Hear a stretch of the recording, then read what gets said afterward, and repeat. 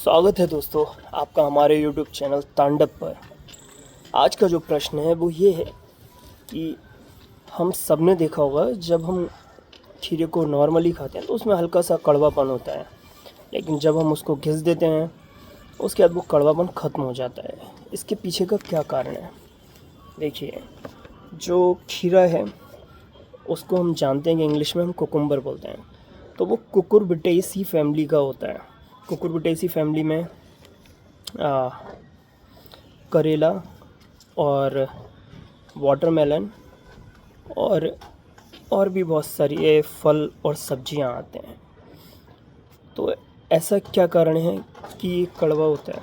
देखिए क्या होता है, क्योंकि हम सभी जानते हैं जो हमारा नेचर है या जैसे हम लोग गॉड बोलते हैं, उसने हमें हमारी सेफ्टी के लिए कुछ ना कुछ मैकेनिज़्म दे रखा है। ठीक, तो जो सब्जियां होती हैं या खीरा है वो नॉर्मली ऐसी होती हैं कि कोई भी जानवर उसको आसानी से खा सकता है, तो उसको भी कोई ना कोई मैकेनिज़्म तो दिया होगा कि वो खुद की सेफ्टी कर सके, वरना फिर नए प्लांट कैसे उगेंगे, कैसे वो अपने बीज की रक्षा करेगा। तो अब उसे जो जानवर है वो दो ही जगह से खा सकता है, या तो उसका जो स्टार्टिंग पॉइंट है या वो पॉइंट जिससे वो डाल के साथ में लगा हुआ है। तो इन्हीं दो जगहों पे एक जो बाइट आपने देखा है, बाइट सा खीरा रब करते टाइम में निकलता है, उसे बोलते हैं कुकुरबिटेसॉन।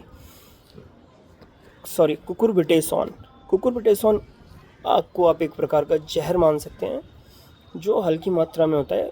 जैसे ही जानवर उसे कट करेगा वो कड़वा लगने लगता है, और क्योंकि वो सिर्फ इन दोनों कोनों से ही खा सकता है, इसलिए जो खीरे के दोनों पॉइंट्स होते हैं वहाँ पे उन सेलों में इसकी मात्रा ज़्यादा होती है कुकुरबिटेसन की। अब देखिए क्या होता है, हम खीरे को काटते हैं कॉर्नर से, यानी कुकुरबिटेसन की मात्रा जहाँ ज़्यादा है उसके कुछ सेल को वहाँ से रप्चर कर देते हैं। उसके बाद में जब हम खीरे को बहुत देर घिसते रहते हैं ना, तो खीरे जब आपस में रगड़ते हैं तो उसके सेल टूटने लगते हैं, तो उसको खतरा महसूस होता है और वो अपने डिफेंस मैकेनिज्म के तहत जो कुकुरबिटेसन है उसकी मात्रा को बाहर के लिए निकालता है, जिससे उसे लगता है कि जानवर खा रहा है तो उसे कड़वापन लगेगा, इसलिए कुकुरबिटेसन बाहर के लिए निकलता है और वो जो बाइट हम देखते हैं वो होता है कुकुरबिटेसन। कुकुरबिटेशन का यूज़ है कैंसर को रोकने में। लेकिन आपने देखा होगा कि पुराने समय के लोग करेले का जूस बहुत पीते थे, लेकिन अब आज के टाइम पे क्या है, अगर आप जूस ज़्यादा पीते हैं तब भी मौत हो सकती है, क्योंकि ये शरीर में अधिक मात्रा में जाएगा तो आपको ये परेशान कर सकता है। तो उम्मीद है कि आपको ये इन्फॉर्मेशन अच्छी लगी होगी। ऐसी छोटी मोटी इन्फॉर्मेशन के लिए आप हमसे जुड़े रहिए।